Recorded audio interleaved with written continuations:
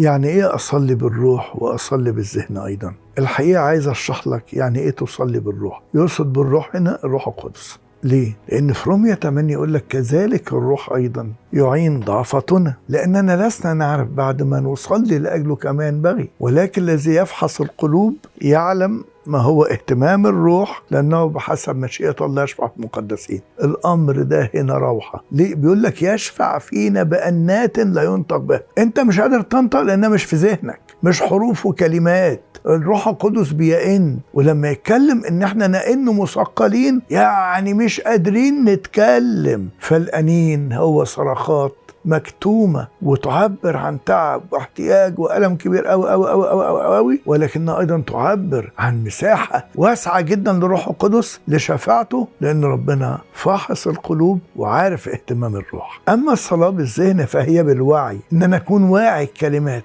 بصلي بإيه والأجل مين والهدف إيه. فليها مدخل، أنا عارف إيه الاحتياجات.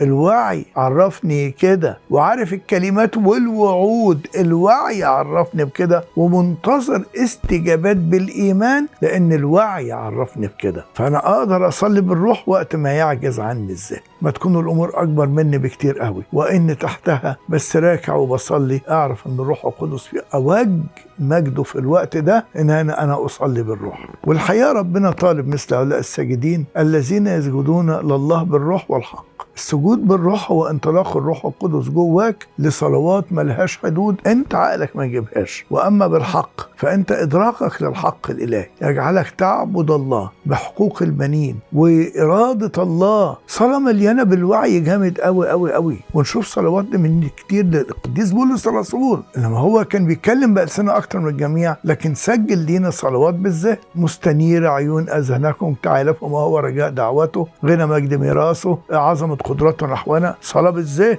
فصلوات الذهن تعبر عن وعي بالحق الكتابي، وصلوات الروح تعبر عن عجز ان انا اوصل لربنا والروح يجي يشفع فيا. ارجو ان انا اكون اجبتك. امين.